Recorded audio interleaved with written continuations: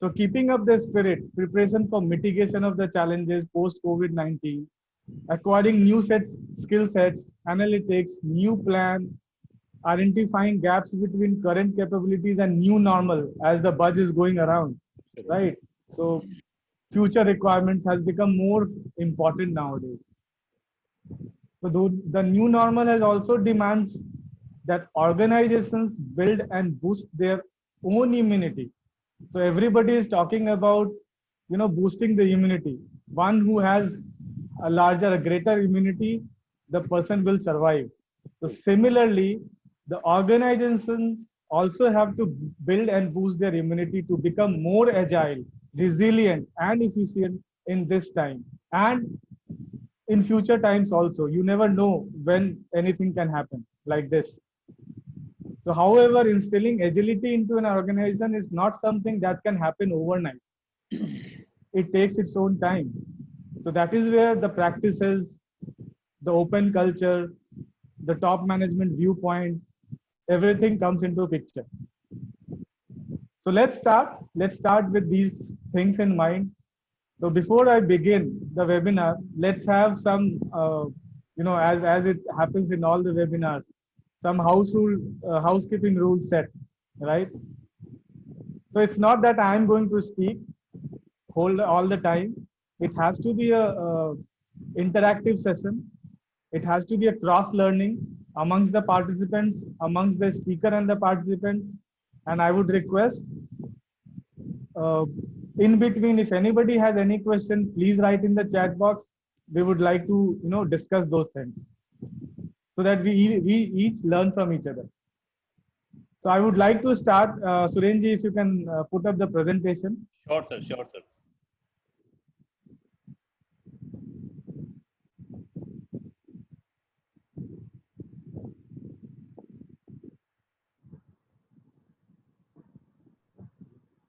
I'm sorry, sir. Picture clear, Ayugi? Yes, yes. Great. So come to the next slide. Yes, sir. Yeah. So I would like to start with a famous quote from Mr. N.R. Narayan Murthy. We all know him. He is a stalwart in the industry, right? He said, "Our assets walk out of the workplace every night, and our job is to ensure that they love coming back every morning." So this is the challenge and desire of most of the companies, and every leader wants to have this. So how to ensure that employees love to come back every day to work and enjoy working what their jobs are in the office? That is more important. I hope you would agree with this.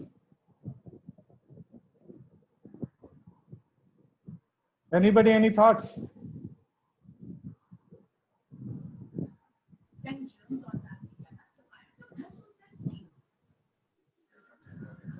Okay, so in the next slide, please. So coming to the topic of the day, talent management, and we know and we will see how it is important driver of a business. So what is the purpose? So let's set some of the expectations here.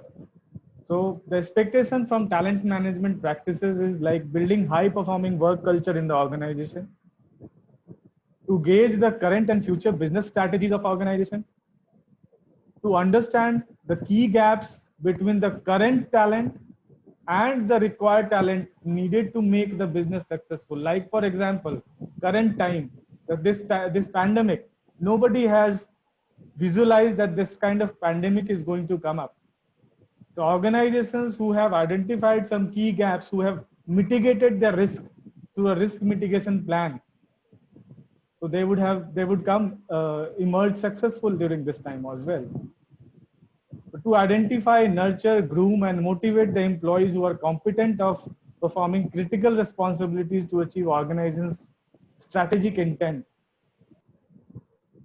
Support in career development and succession planning of potential employees to move up in hierarchy through professional development on behavioral and functional competencies. And last but not the least, to build in-house pool of talent for current and future needs. I hope you all would agree with this, all my experienced colleagues. who are working, who have experience working on talent management practices in their companies. Any thoughts around the purpose and objectives? Anybody would like to say? I would request the participants to please be interactive. Yes, It's very well captured, Manish ji. Sundar, this side very Hi, Sundar. beautifully captured. This is the ultimate purpose. Thanks, Sundar. Anything else you would like to add?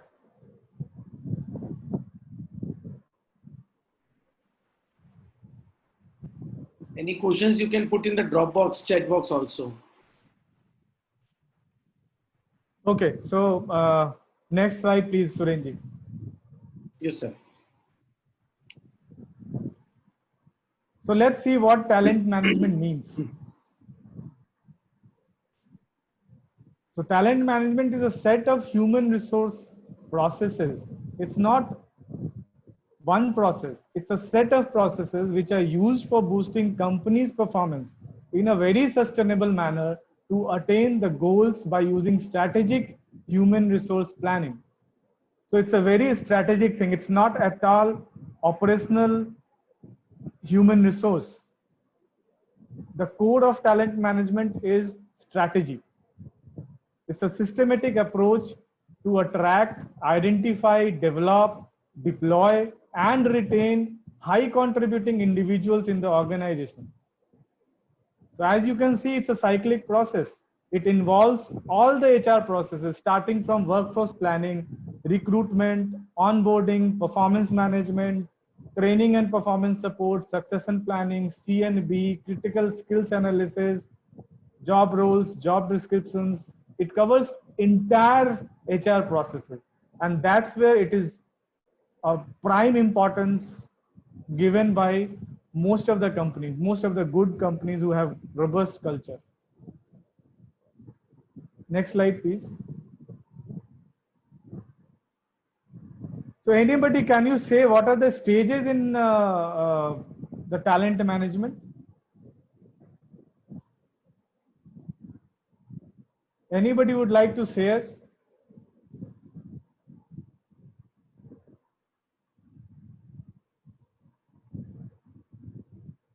Participants, please share. Otherwise, it would be a one-sided Session. session. Correct. I would like all to participate and please share your views as well on the same and what are the stages of the recruitment process. Anything, any of your understanding. See, there is nothing right or wrong over here. We all are here to share our own experiences. Own experience and own learning as well, Manish. Yes, and learning. Correct. Absolutely correct. So there is nothing, no right, no wrong. Let's be more interactive and let's share our views. Right. Sir, I believe that first stage should be identification of the talent requirement. Means Great. as per current scenario as well as future. That's good, Shikhar. Good. Anybody else? I could see there are Hi, 65 Suraj here. participants.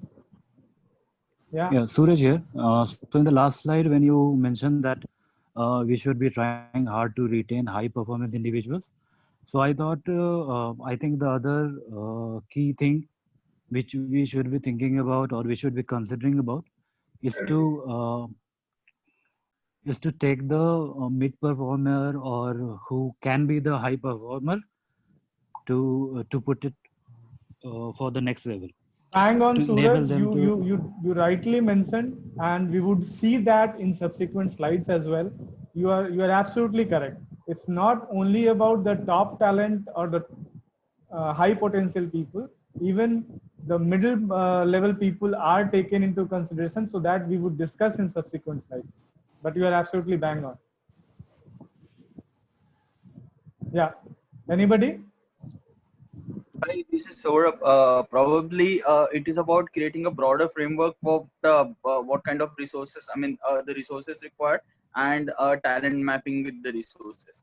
Very So good. it would be requirement gathering before hiring.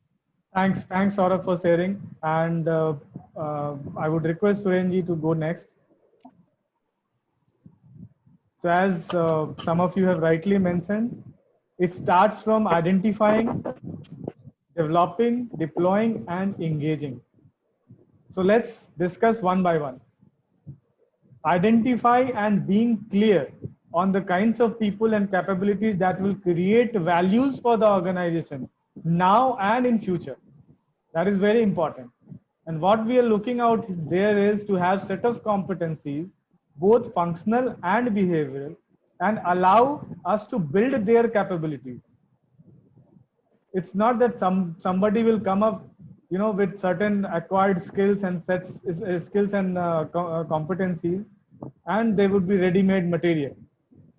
The company have to build their competencies and allow them to work.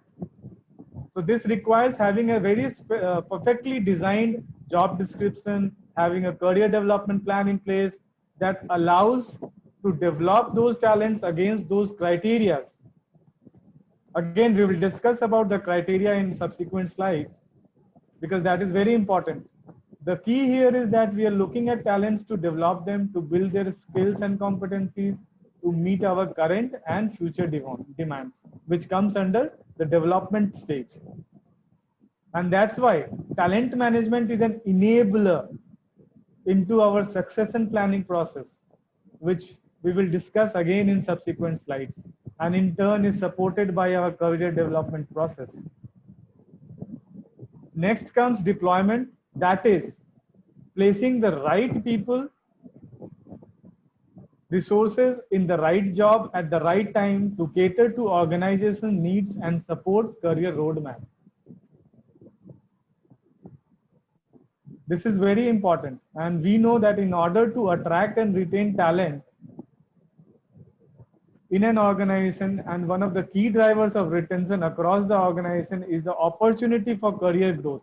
That's also one of the major lead indicator of engagement, right? So you can see all these things are interlinked. Yeah. Whether it is attraction, that is recruitment, whether it is development, that is learning and development, whether it is engagement, everything is interlinked with talent management process. So effective deployment is one of the key success factors within any talent management process, which my senior colleagues, my colleagues would agree here. In the absence of effective deployment, what we will end up doing is, anybody? If there is no effective deployment, what will happen?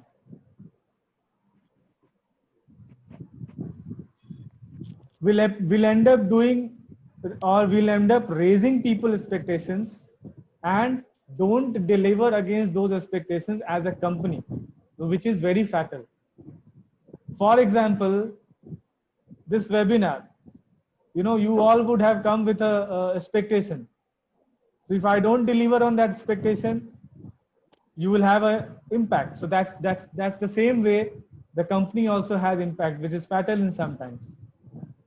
But then comes engagement, which we have already touched base, which is driven from effective deployment. This means ensuring conducive environment for identified talent to deliver their best and reach their true potential. If companies have spent time, so much of effort, so much of money, so much of cost is involved so far in identifying, developing and deploying talent, we need to understand their heart and mind. We need to have their pulse. We need to understand what they're thinking. And that is done by ensuring the engagement. Engagement is again very important tool for success of talent management process. Engaged employees, as you all would agree, are people who are passionate. How do you define engagement, by the way? Anybody? Whom would you call as an engaged employee? If employee is happy at workplace, then he is mostly engaged employee. So what is the definition of happy? He is very loyal towards the organization. He is very interested to his work. He is the, you can say, engaged employee. Employees, I think employees are of three types. One is engaged completely, one is disengaged, and one is there is no, don't interfere so much. They do their work only. Sounds So, good. Sounds good. yeah. So When they are more productive. yeah, correct. So engagement again, it's in itself is a big subject, right? So what I wanted to drive here is engaged employees are people who are passionate and fully involved about the organization and the job they want to do, and they know that they are enabled to do what best they want to do. They understand it very well.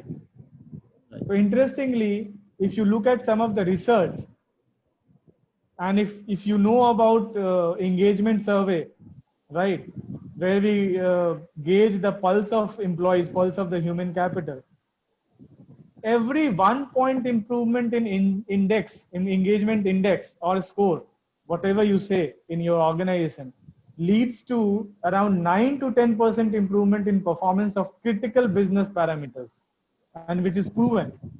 It's a fact. It's a research. So in terms of ROI, return on investment, if you drive improving engagement of employees as a part of talent management strategy, the likelihood of return on investment is immense, which you all would agree. So for any organization, one cannot overlook such potential 9 to 10% improvement in performance that would deliver huge value add to the business. And that is where talent management comes into picture, and we say that it's a driver of business. Keeping your employee engaged is a crucial talent management task for any company, and falling short on this front could have big consequences for your bottom line as well as top line, middle line. Hello, sir. This is Sanjana this side. Yeah. After understanding the importance of engagement as well as the talent management, what you mentioned till now. So what I have as a question is, recently the people are seeing only the monetary benefits of a job, and people tend to change their jobs very frequently, like in 1 year or 2 years at the max. So how do you define engagement process to be more fruitful for such employees? Very valid question, and we would discuss, we would touch base on this part also in subsequent slides, Sanjana. But nevertheless, of course, what you're saying is correct. People are leaving, and that is one of the, again, important point in how to retain your talent. And one cannot satisfy any individual aspiration, right? But still, there are companies with proven records who are retaining their talents. And how? It's not only about monetary benefits. What these talents, what these high potential or mid potential people look for is good projects, challenging tasks, which add value to their development as well as to the organization's development. So that is more important. I hope I have answered your question, and we'll touch base upon retention later also. How people are retained. Sure, sir. Yeah, thanks. Yeah, you're welcome.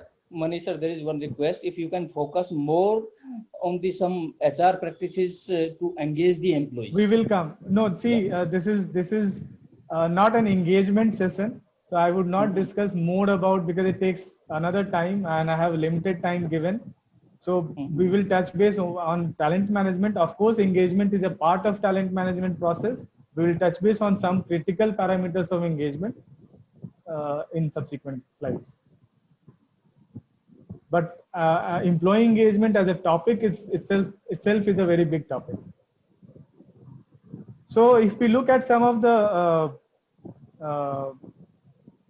research again, 24% of employees worldwide are actively disengaged, 75% of companies agrees that it takes more time than last year to find the right talent to fill the positions.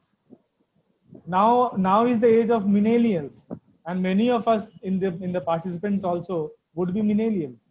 So 71% of millennials expect, as Sanjana was telling this, to leave their employment in the next 2 years and are unhappy. with how their leadership skills are being developed. So this is what Sanjana touched base right now.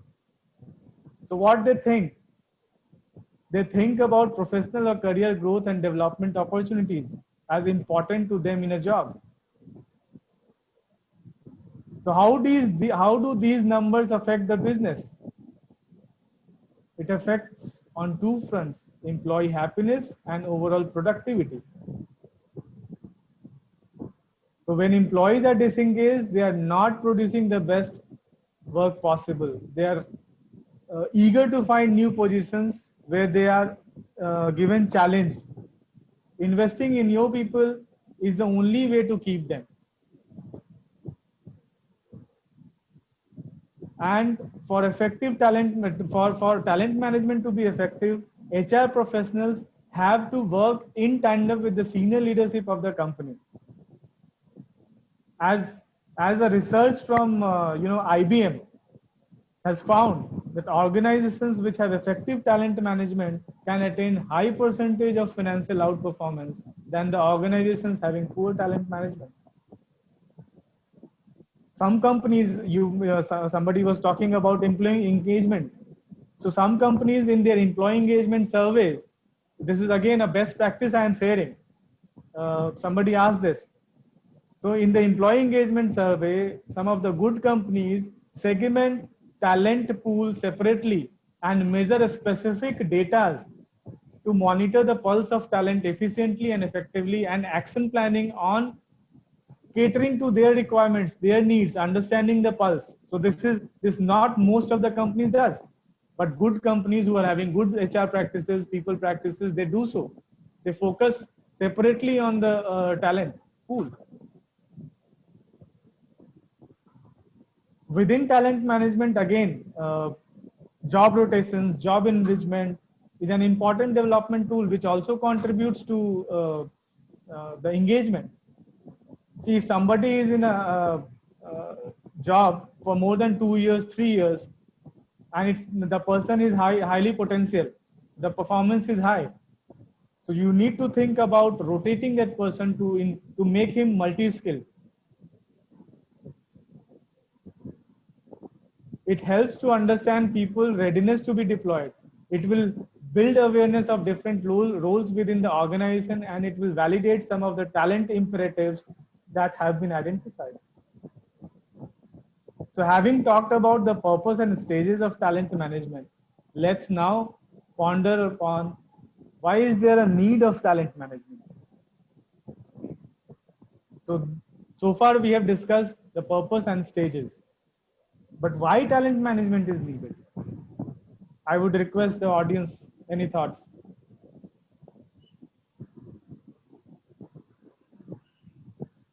Surenji, next slide, please. Hold on.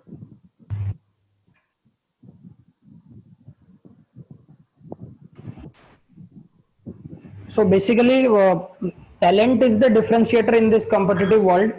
Everyone has accessibility for everything, be it machinery, be it revenue. Money, loans can be given by the banks easily. But the only differentiating factor in today's competitive world is talent. That is why it becomes very, very essential that companies put lot of efforts in their talent management process. Very good. Very nice thought. What else? Anybody else? Please, participants, please say. I'm seeing only 2 or 3 participants are speaking. Sir, as the competition is very stiff, it's become very important for any organization to have a good talent, and in a process to retain them, there has to be a process where they will identify those talent which are really important for an organization and which who can contribute in the growth. Correct. So Surenji, time is also short. Please come up to the next slide. So these are the needs why we need talent management. So what tells us that we need talent management, and if we are looking at it, that is going to cost us money, lot of efforts in designing the talent management program, We need to train people to be able to execute it. We need to communicate what talent management means to to our workforce and to the line managers. So we need to look at the needs specifically, like what are the key roles unfilled for long periods, or we require any urgent external hires, and we are looking at it internally as well as externally, and we are not able to get suitable talent with the required skills and competencies. This situation usually arises when someone has left the organization or someone has retired. There is nobody in the succession plan, and the business needs replacement on a very, very quick basis, looking at the criticality of the role. So talent management provides a platform wherein such situations can be addressed immediately and reduce the time of hiring with its readily available pool internally. For creating a great workplace, we all talk about nowadays, it's the HR buzz nowadays, great place to work for. And all organizations are running after it, right? With showcasing the talent practices. So for creating a great workplace that gives a wow factor to employee experience, nowadays we talk about employee experience, leading way to attract and retain the best talent. Next, we look at where our key roles are being filled from. If the answer is mostly laterally, I hope you're getting this, right? If the answer to this question, where we are getting our key roles being filled from, is laterally, then it affects the retention, development, engagement, cost, and opinion outside. If this is known that most of our critical roles are coming from outside laterally, the message which we are disseminating to the outside world is that the company does not have the opportunities for internal growth for its people.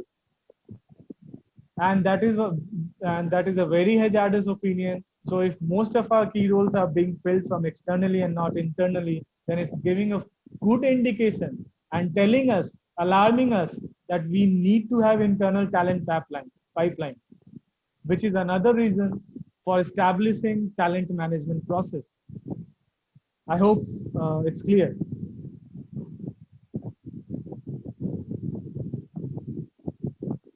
If we have unsuccessful hires, if we are getting a lot of complaints about performance, promotion decision, transparency, fairness, again, it's telling us to look at the modus operandi of the process.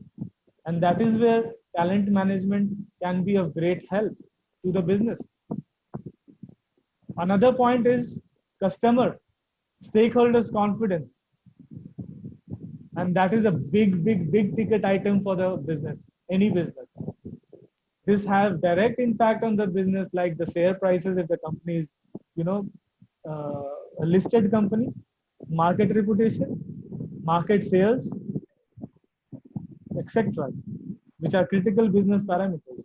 So this can have a devastating impact on attraction and retention of talent as well. When this is spread outside and you know that this company is like this, how would you be able to attract and retain talent? So we need to think about larger picture. That is where do we get or feed our talent pipeline from, inside as well as outside? Where do we want to hire our human resources from, both internally and externally? For addressing all these, we need to have a robust talent management process in place. I hope everyone is with me. Guys, I hope everyone is with me. Yes, sir. Okay. So Surenji, next please. Yes, sir. Yes, sir. So these are some of the outcomes which talent management gives to business and to the talents. So if we have a structured talent management in process from an organization's perspective, we know who our critical and top talents are, who are there for leadership level, who are there for functional level, who are there for middle management level, and who are there for some change leadership level, and so on and so forth. The outcome is immense. Once we know these, we can strategize our course of action accordingly, like the developmental roadmap, the career plan. And once we have that in place at top level, we can start drilling down talent management to middle and bottom level. big and matured companies who are into existence for quite some time have talent management rooted right to the bottom of the organization from top to bottom. And many of us would agree to this and would be witnessing this. In today's business environment, talent management isn't a nice thing to have, it's a requirement. It's a must to have. According to a research from Bursin and Associates, next click please, Surenji. According to a research from Bursin and Associates, company with highly effective talent management strategies on an average achieved 26% higher revenue per employee and 41% lower turnover amongst high performing employees. And this is a research telling. It is an enabler in achieving balanced scorecard parameters of financial, customer, internal process, learning and growth. So balanced scorecard is again very important in strategic intent of the organization, thereby leading to profitable business growth, increased sales revenue, various cost reductions, increased shares of business, enhanced customer satisfaction, and above all, better PBT, EBITDA, ROCE, and so on and so forth. So talent management, how it helps employees, how it helps the talent. So far, we were looking at the business perspective. So what is the outcome on the employees? Somebody was asking about the best practices. So employees feel engaged, skilled, and motivated, allowing them to work in the direction of company's business goal. So that is important. It's not about individual goals only. There has to be linkage between the functional goal, individual goals, and the business goals. So talent management allows companies to make systematic and consistent decisions about the development of staffs, which guarantees the employees' skills and development. IDPs, working on business-linked action learning projects. Somebody asked about engagement. So people are leaving from money for monetary benefits. No, not at all.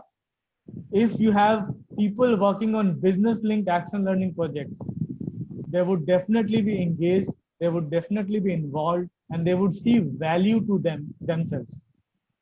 So various classroom and on-the-job learning would happen. Professional guidance would happen in the form of coaching by external experts. Career development plans are in place, and above all, afterwards, rewards and recognition. All these enables an employee who is a talent with abundant benefits, which in turn contributes towards greater business performance.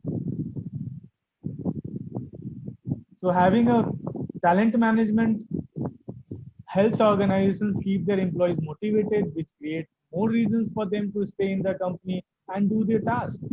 It facilitates continuous coverage of critical roles. What does this mean? This means that the company will have a continuous flow of employees to fill critical roles. Next slide, please, Surendraji.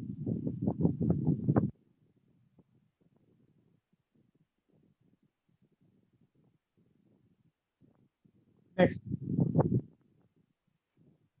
So how do we devise talent strategy? What it is and what it isn't. It is also important. So we look at talent strategy now. As all of us know, everything starts with a strategy, whether it's a business or annual operating plan, and talent strategy is no different.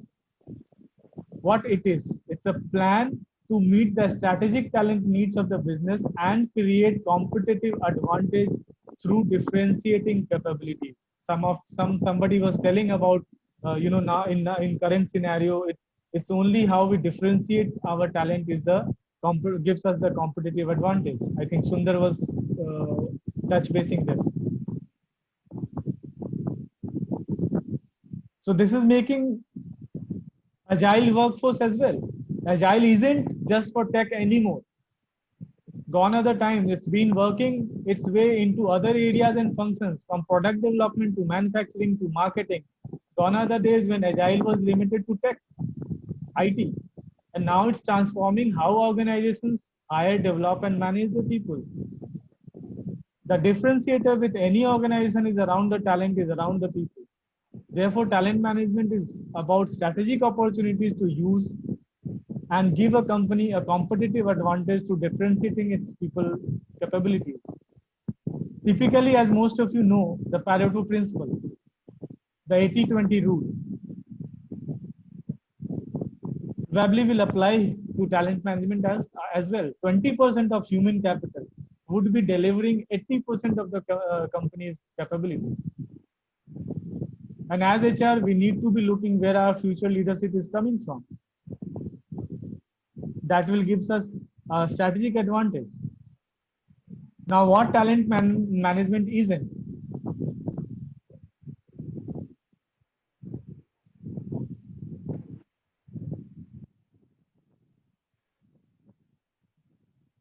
It's not how HR delivers services. It's not how HR incorporates new age thinking. It's not how HR plans recruitment, training, or employee relations, or any other internal activities. HR is also going agile. It's a move away from the rules and planning based approach towards a simpler and faster model driven by feedback from customers, both internal as well as external customers. This new paradigm shift has really taken off in the area of talent and performance management. Next, Surenji.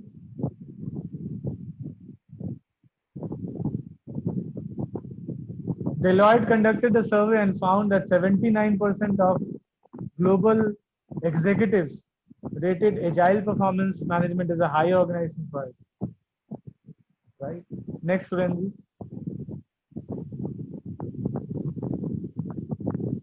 So it's very important to understand the business for having a good talent management strategy in place. So as a talent management practitioner, we first need to understand the business. As HR practitioners, we often don't have sufficient time or opportunity to really get down into the business detailing.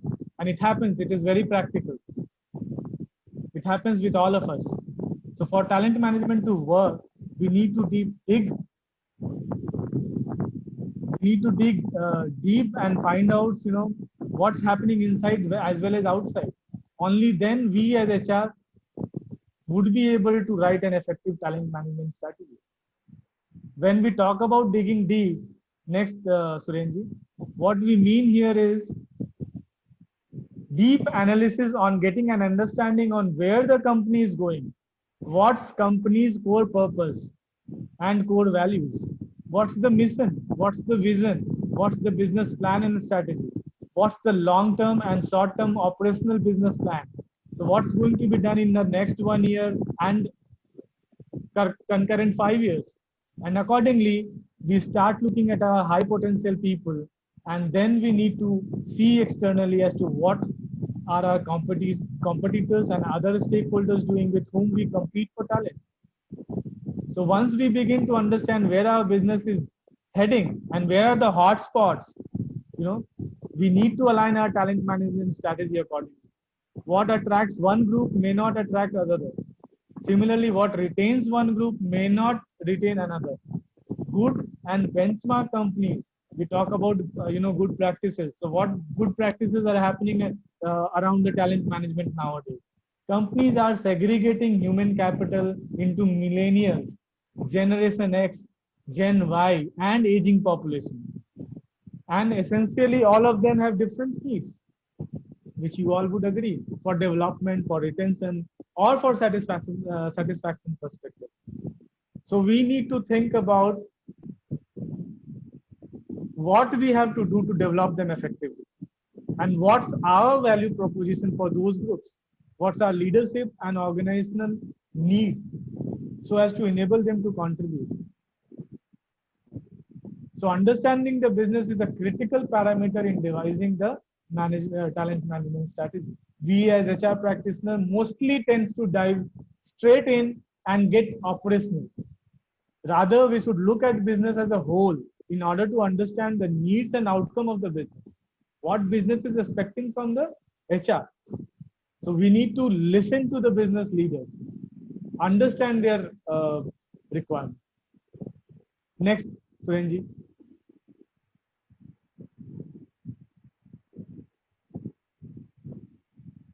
So we have, two types of talent management strategy. One is exclusive, one is inclusive. Uh, Basically, exclusive strategy is just designed for some specific purposes, for short-term purpose or short-term requirements. It has a limited scope and it's a closed one for a chosen few. As I said, it's a short-term requirement. Whereas an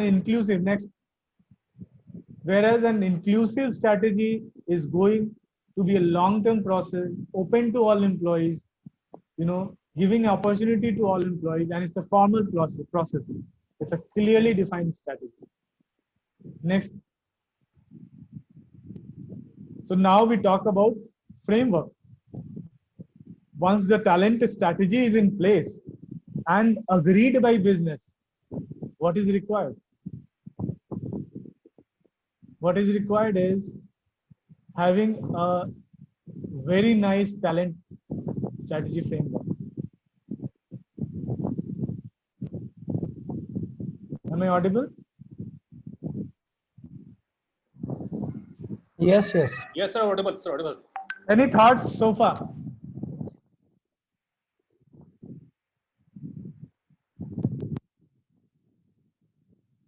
Anybody?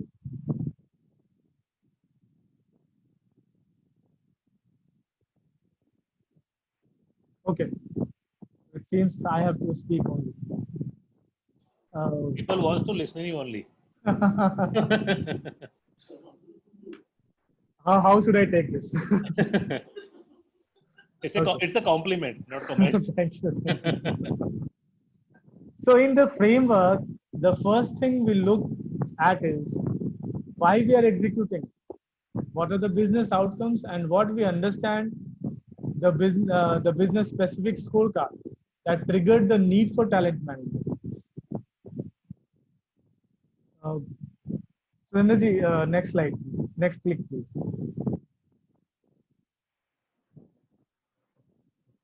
So what are the business outcomes, and what we understand the business specific scorecard that triggered the need for talent management, and which are linked to business success, that are measurable and have KPIs. Having KPIs and measurable is very important. We all have heard about SMART framework in performance management system.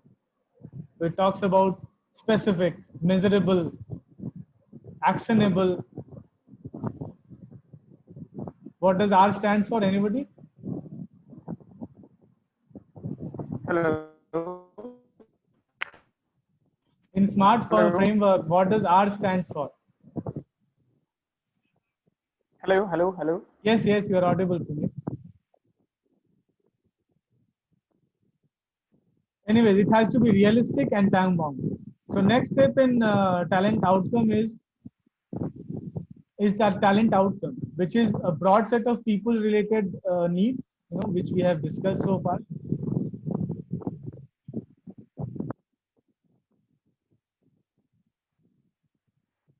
Next, we need to have identified behaviors which will lead to talent success, wherein comes the leadership competency framework of the company.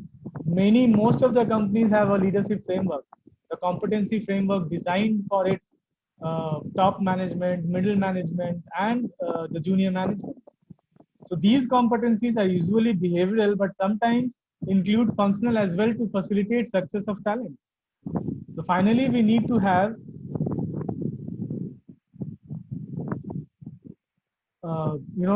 programs and tools to execute, and we will discuss in details about the programs and tools of talent management in subsequent slides. So as clearly seen, talent management impacts all HR processes like we discussed in the starting of the presentation, be it recruitment, be it selection, competency development, succession planning, retention, performance management, engagement. It creates an employer brand that could attract potential talents and in turn contribute to the improvement of business performance and results.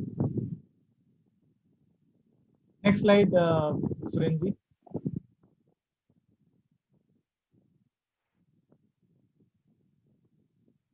So how the management process looks like? It's a process that starts with identifying strategic intent, identifying key people, capabilities, requirement of the business need, identifying talent and talent pools. That is firstly identifying which are the key positions, who are the key talents, and identifying which talent pool our talent goes, and then devising specific strategies for development, retention of these talents. Like example, leadership pool has different strategy, middle management pool would have different strategy. So how do we determine key positions in an organization? Any thoughts?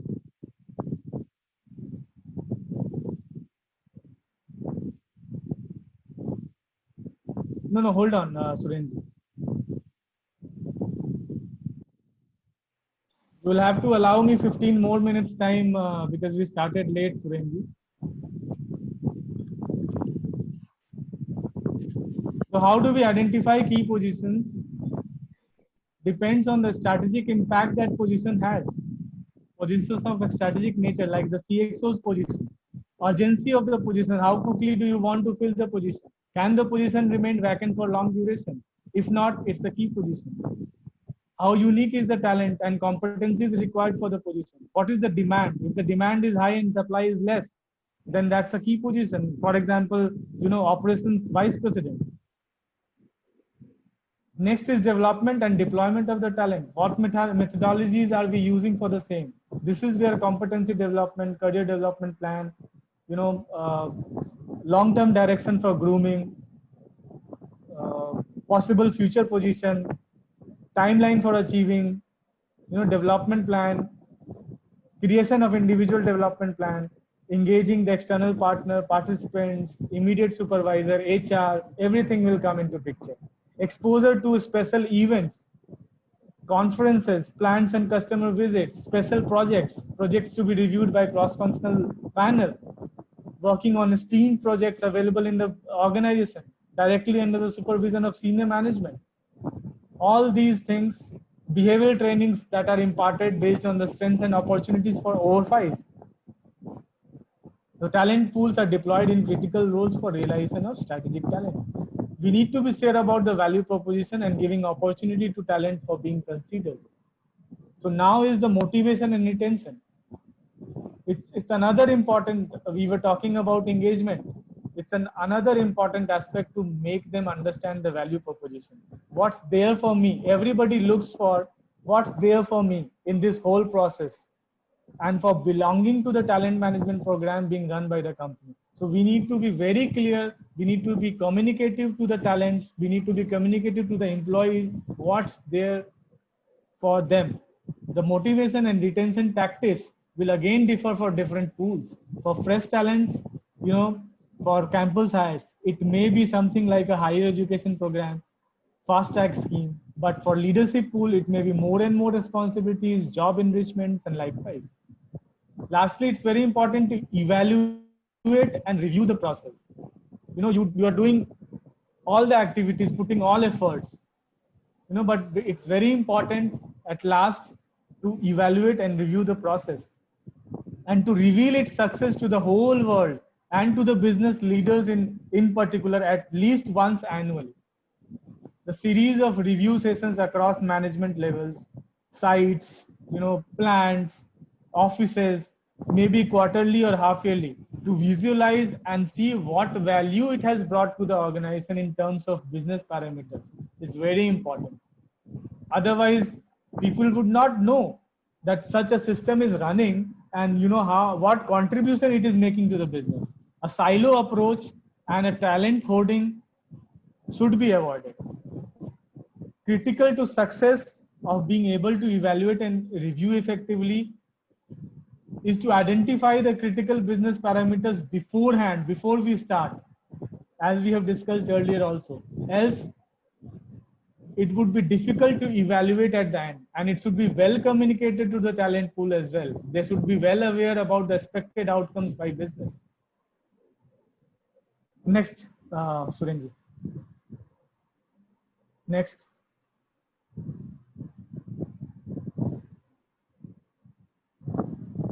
So this is how we select the talent. The talent selection model looks like this on performance and potential parameters. So looking at those who are high on potential and high on performance. Performance management is used to identify high performance. One that identify delivery of goals and objectives and behaviors. So what we look at behavior is the behavior consistent. The past record.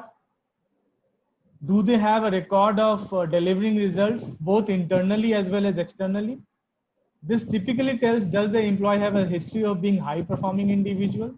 Do they deliver the objectives they are assigned? Do they deliver on their KPIs? They have agreed to during the beginning of the financial year? Are they consistent over a period of time? So this comes from the performance management process. In terms of potential, what we look at is their ambition. Do they personally aspire for challenging roles, senior roles? Do they stretch in the organization for a complex role, and how far they go in stretching themselves? So these comes from the potential. So people are shortlisted using various tools, as we were talking about, like psychometrics, aptitude tests, etc. So final shortlisting takes place using assessment centers. I hope many of us would be knowing about assessment centers. So I would be sharing some good practices about the assessment centers I have experienced so far. So on the basis of assessment center results, employees undergoes development programs. Next, Surenji.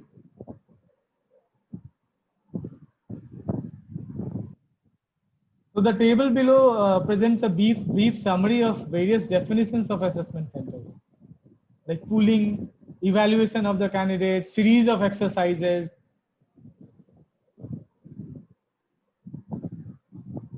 used for variety of HR decisions, standardized procedure and evaluation. So assessment center is a highly dependable method for mapping the competencies of individual employees and defining their future development plan. So what are the tools? Next. Surenji, next. What are the various tools? These are case studies, behavior event interview, fact-finding exercise, group simulation, in-basket test, problem solving, presentations, psychometrics, personality and aptitude test, role plays.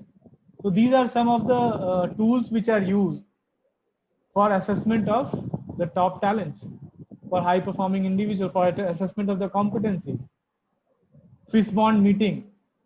It's a timed, exercise consisting of 6 to 8 situations requiring spontaneous, responses to some tricky work situations.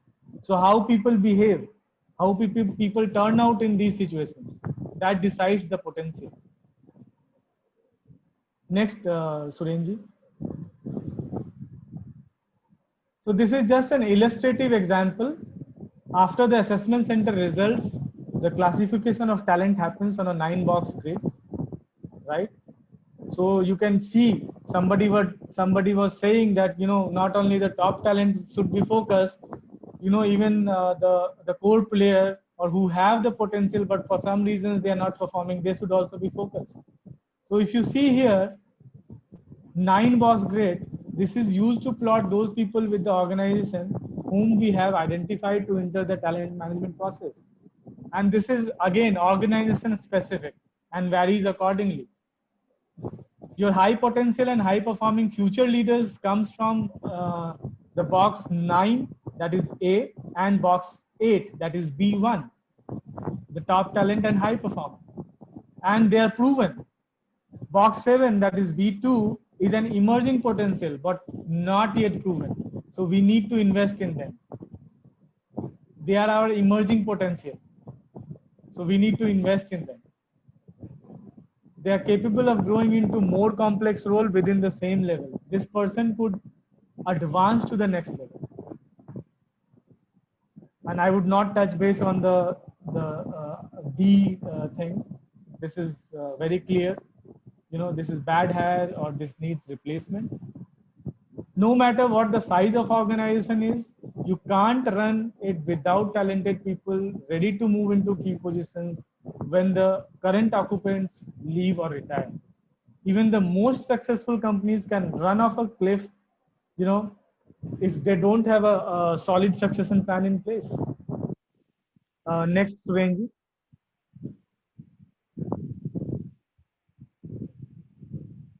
This is again illustrative.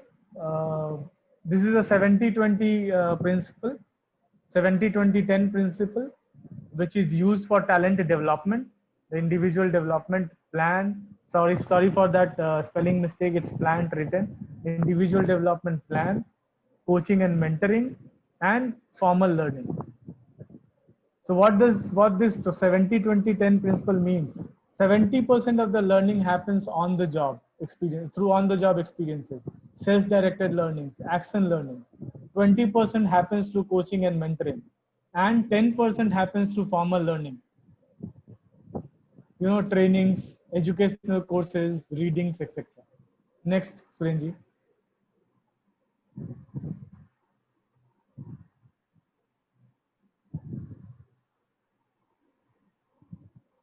So what does this picture show about succession planning? Anybody? Any thoughts?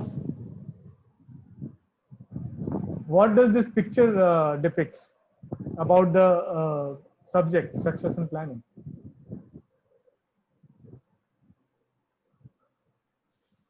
Anybody? Hi Manish. Hi Manishji, Manav this side. Hi, Mr. Manav.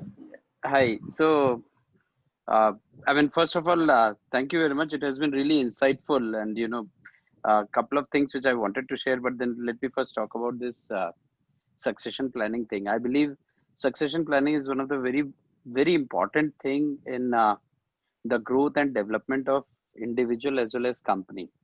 Particularly, if I talk about this particular picture, it seems like the key to success is in the proper handover of responsibilities, or you the way you do your succession planning.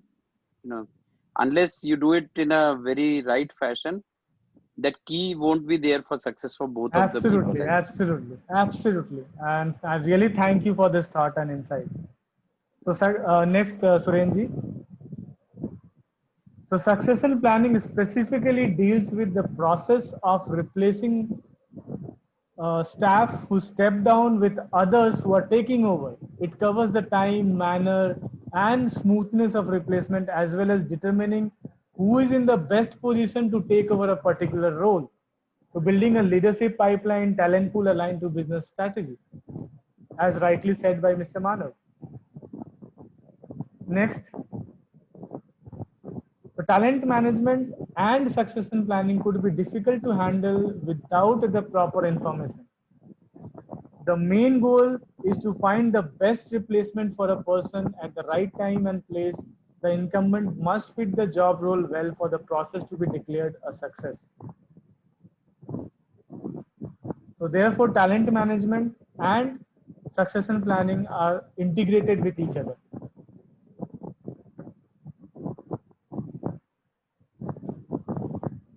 Developing potential. The next picture, if you see, it reflects, developing potential successors in a way that best fit their strengths, identifying the best candidates for all categories of positions. So there are a number of people, jumping, right, going ahead. So concentrating resources on the talent development process, developing potential successors for all categories of positions. What is the purpose of succession planning? It ensures the organization has sufficient talent coming through talent pipeline, internal talent pipeline, and we don't have to look outside.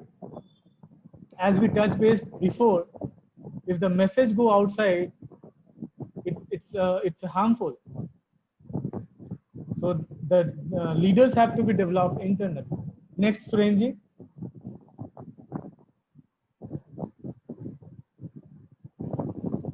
So talent management versus succession planning. Talent management addresses basically the competency gaps, particularly in mission critical positions, roles, implementing and maintaining programs to attract, acquire, develop, and retain quality talent. Please go back, Surenji. Succession planning is a proactive and systematic process where organizations identify those positions considered to be the core of the organizations and then create a strategic plan to fill those positions with qualified and capable employees, as we discussed. So next.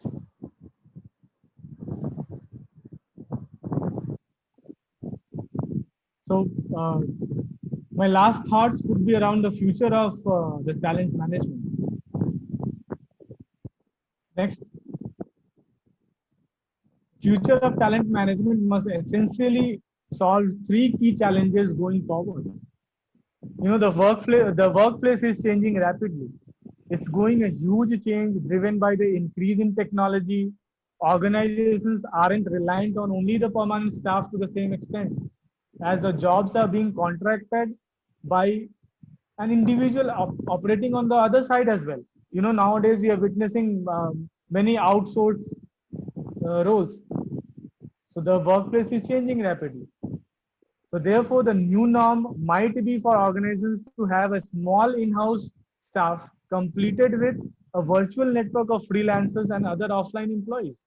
So the future, the further chances of this could also mean the workflows will become more fluid. A talented individual might not stick to working within a single organization, you know, but he or she can offer her talents to a number of companies. So this is going to be one key challenge in future. The future employee is going to be different. We have discussed about the different categories of talent pools, the baby boomers, the millennials. HR department is also preparing for different type of employees. And career development is at the center of the plan. Somebody said the monetary benefit. No. Research has shown career development is at the center of the plan. This means that they are careful about applying for the jobs they want, and they expect a more personal experience from the recruitment process as well as the job. The future employee isn't solely looking for a financial gain. Job flexibility is high on the agenda of the millennials. If there are millennials here, they would agree to it. And the final challenge talent management must resolve deals with the shift from a traditional talent management process to a more people management process. Therefore, organizations must ensure the focus is on improving the work culture through better engagement. Again, engagement is coming. So better engagement and empowerment. So leadership qualities must be emphasized to ensure organizations are able to have it from within themselves. So my final thoughts is that the future talent management is driven by the changes in the nature of work, the work environment and the needs of employers. For HR department to attract, engage and retain highly skilled individuals, they must focus on providing a more defined and tailored experience.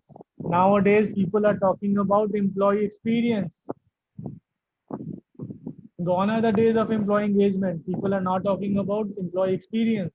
And it starts from day one, the entire life cycle of the employee. So talent management will move away from generic approach and instead speak to individual as a people. So therefore, in nutshell, talent management process helps employees feel engaged, skilled, motivated, and allowing them to work in the direction of the company's business goals, which in turn increases the customer satisfaction, whether it is internal or external, and improves business performance. Thank you so much. This was my last thought, final thoughts around the topic. And thank you so much for listening to me patiently and for your time today. So if you have any questions, we can take this. Thank you so much, sir. Thank you so much, sir. Machine Learning, sir. Sushant, can I ask one question? Yeah, Manav here. Yes, Manas sir. Hi, please, sir. Hi. So it's not more of a question, but I I can't agree with Mr. Manish more. What he said, there are a couple of things what Manish actually touched upon. One was like a bad hiring thing.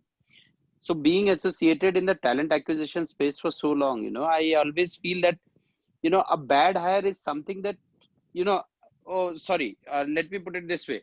Nobody can actually ensure that your hired candidate is going to be the best candidate, because it's whatever you assess the candidate in 3 4 5 hours of interviews, that does not give you the right or the exact interpretation of a candidate. So how a candidate is going to behave in the culture and the space that your company provides, it's going to be very different. So there are bound to be cases where you will start feeling that, okay, fine, this hire is a bad hire. And for that kind of thing, you not always you have to decide a step that, okay, fine, let me do away with the bad hire. And that is where talent management actually comes into picture, and that becomes inevitable. Okay, so yeah, as in this is definitely a great session by Mr. Manish. So that's actually very important, and it's not going to be a nice to have thing. There's going to be a must have. You'll not be able to do away with talent management if you don't have a robust talent management system in your company. Probably it's going to be very difficult for you. Yeah, that's it, Sushant. Yes, Manish sir. Manish sir, you're there? I think Manish sir left. Manish, is it some internet problem? I think there is some connection issue. There is some connection issue. I think.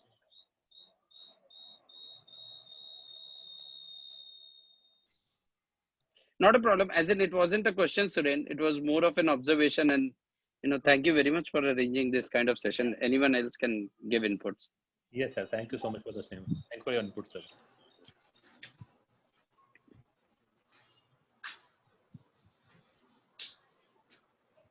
I would like to add something in your question.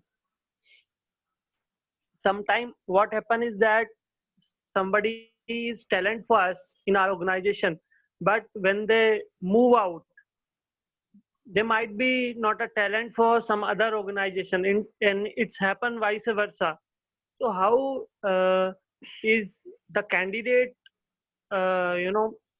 means why it happened? Because of the culture of the organization. So how we should tackle these kind of issues when somebody is talent for us and then he moves out and they are not become a talent?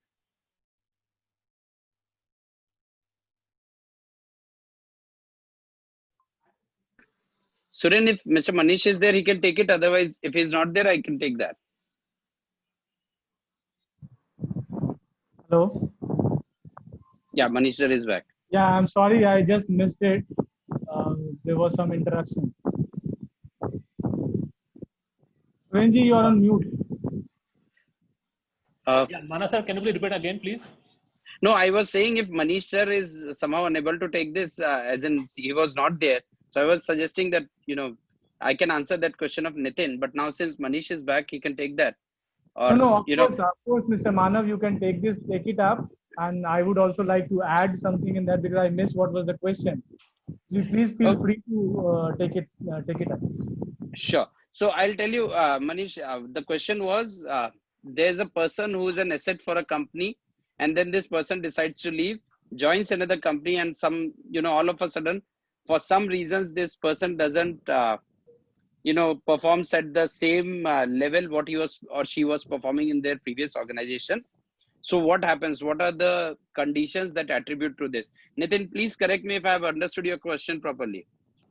Yes, you are telling right thing. Right.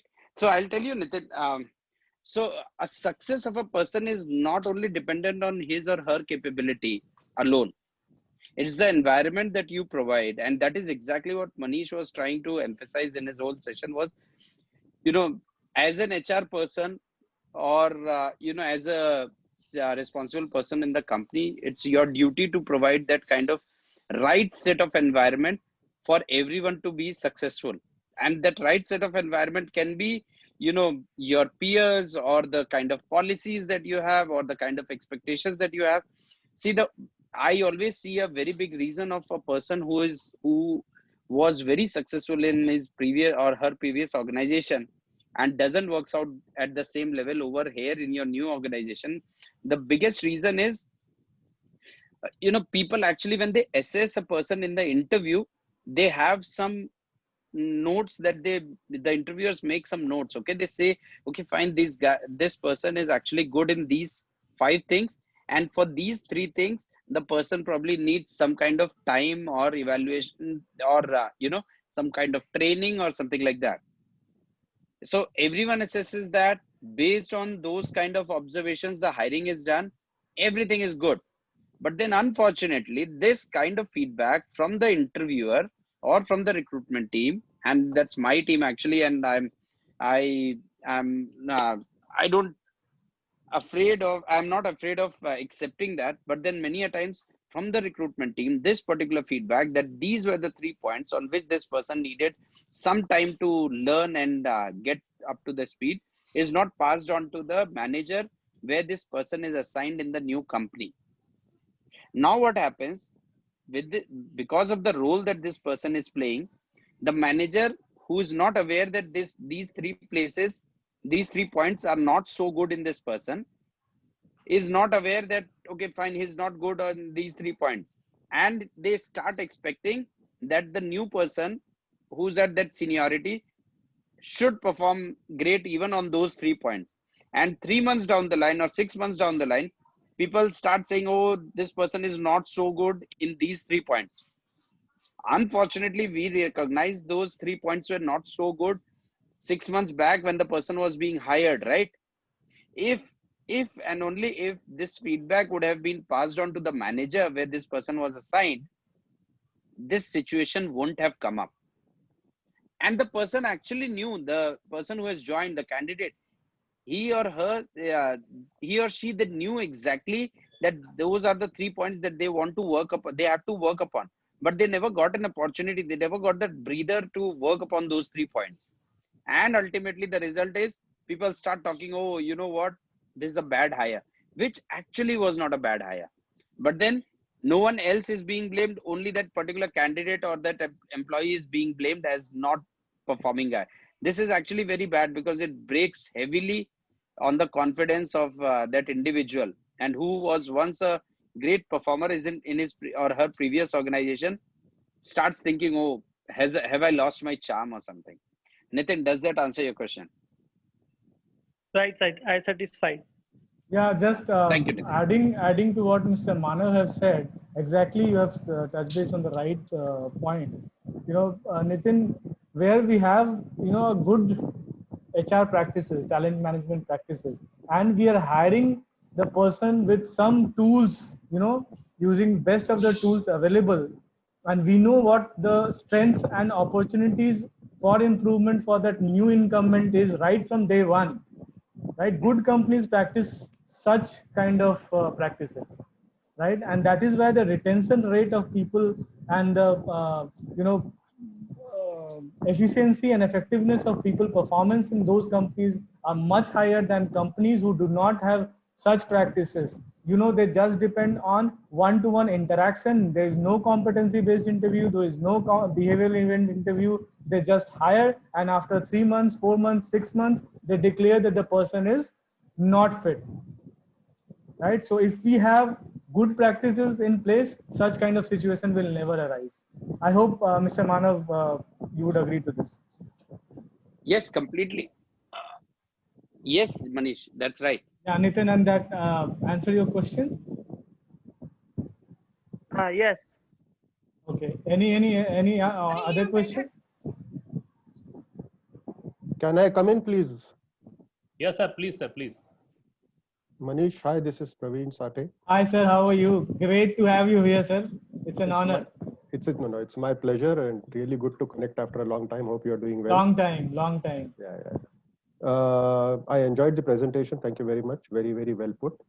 My question is that whereas talent management, the way you have approached it is a very structured approach, it unfortunately in many organizations, without inputting it to any one particular organization, it's largely still the ownership of HR to run it through.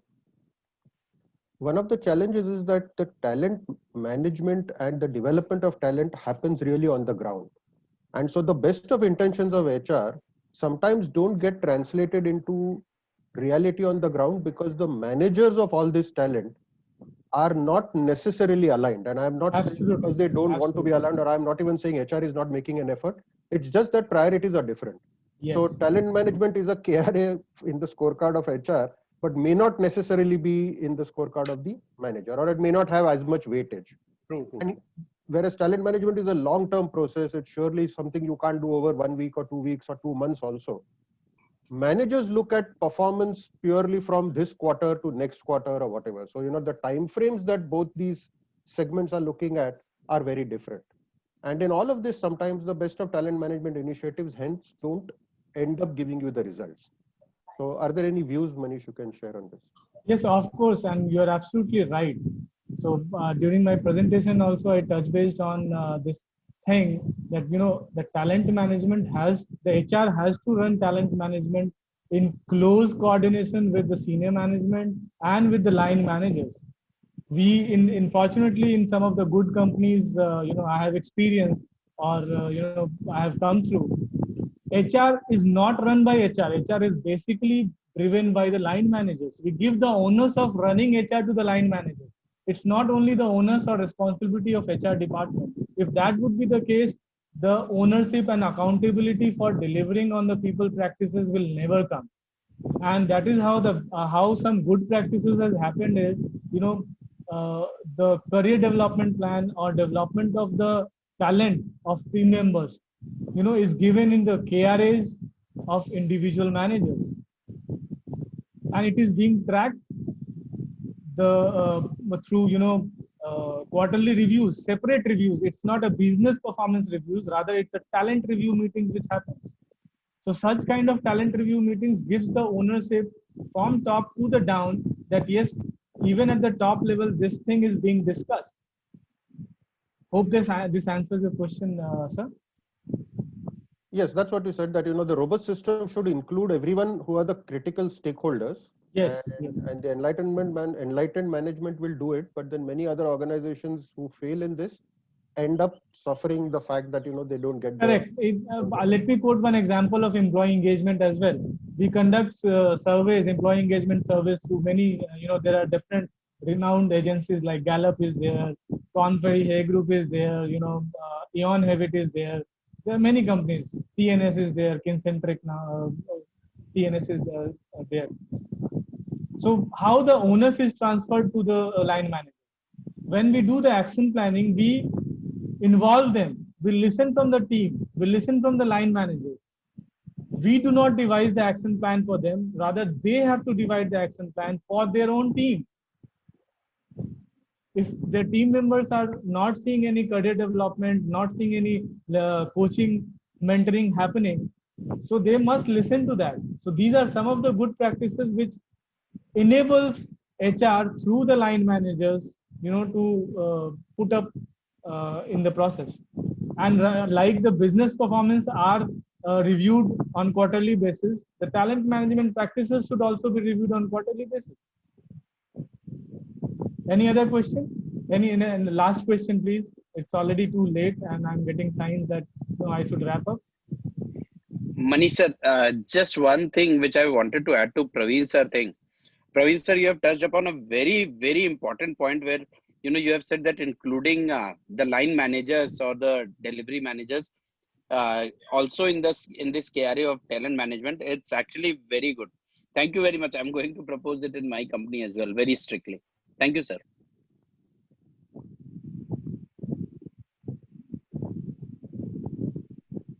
Manish, Any other question? Yeah, sir, I just want to ask that in talent management, we generally identify the talent, we just divide them into 3 categories: high potential, medium potential, and low potential. Generally, we focus on the high potential and medium potential candidates only, right? So while doing so, we are somehow neglecting the talent which comes under the low potential, and somehow it will further demotivate them. So what can we do to make them means keep motivated them? Sikhar, I take your question, but I would, this we have touched base during the presentation as well, right? It's not that only the top talent or the rising stars or the emerging potentials are being catered to. There are valued specialists, there are solid contributors, you know, there are solid performers who are also available. And it's not that only the top talent is being catered to. The all the categories except the people who are low performer, and if you remember the 9-box grid I discussed, right? So the grid which has the low performer is a grid which should be disinvested, right? And companies should not think about it, companies should not feel about it, but rather than that, all the other categories are being dealt with in some way or other way. Like for example, for top talents, there are different categories of programs being run. They are given some strategic linked projects. They are being focused to some management development programs. And for the middle or lower potential people, the IDPs are made, the personal improvement plans are made. So good companies, this is what differentiate good companies with a average company. Good companies are not leaving around the low potential or middle potential people. They are focusing on them also. They are maintaining them, they are developing them. They are realigning and stretching them through various initiatives. Hope I answer your question. Can I just slip in one last question, Manish, please, since you regularly are not available for our benefit? Oh my God, yes. Okay, so what I'm trying to ask is that, we tend to slot talent into boxes or straight jackets. So from the recruitment stage itself, we look at saying premier college engineering, premier B school, and stuff like that. And so the talent pipeline itself starts from there. Whereas what we have seen is that the people who come with this kind of a background are typically very demanding, they cost more, and you are not able to retain them in many cases. As against that, talent which comes from somewhat more moderate schools or backgrounds are the ones who have that hunger to probably grow within the system. But because of some of our very strict policies, sometimes these factors get overlooked and stuff like that. And everyone is trying to make his position secure, saying that if I recruit from an IIT IIM, then I am safe. No one is going to ask me a question. You won't recruit from a B or C level college maybe. Whereas I think we now need to start looking at things very differently because needs are also very different. So is there any thought you can share on this? Yes, of course, sir. This is where the job analysis, designing the job description well would come into picture. And again, that's a part of talent management perspective. If you know that, this is a strategic position and I need a person from, a tier 1 college, then you will target tier 1 college. But all positions, all roles, everybody cannot be hired from, prime institutions. So you need to have people from tier 2, tier 3 colleges as well. And they are also developed. They are also given opportunities for bridging on the gaps, competency gaps identified for them. It's not that talent management process is being run for top talents only. The competency gaps are identified for all grades of employees across the levels, and they are being developed with kinds of training, with kinds of stretch targets, with kinds of some important projects involving them in cross-functional teams. So that is how they are also being developed. And you rightly said, these people who are hired from top institutions, the percentage of people leaves in 3-4 years. There are hardly few people who remains or who are retained by the company, and they are costly as well. So nowadays companies are investing on the average performer and somewhat people from tier 2, tier 3 colleges as well through different programs. Hope I answered that question, sir. Yes, thanks, Manish. Thanks. So thank you, Surenji. Thank you so much, sir. Thank you, Manish, It's sir. over to you now. Thank you so much, sir. Thank you for your sharing the knowledge and valuable input to be used by professional students to be taken care of. And thank you for everyone who participating with us. We wish see you soon in upcoming session. Thank you so much, Manish, sir, for your time, for your knowledge sharing and all that. Do share your feedbacks, everybody, please. Thank you so much for joining. And it was really pleasure connecting with all of you. Same here. Thank you so much, everyone. Thank you so much, sir.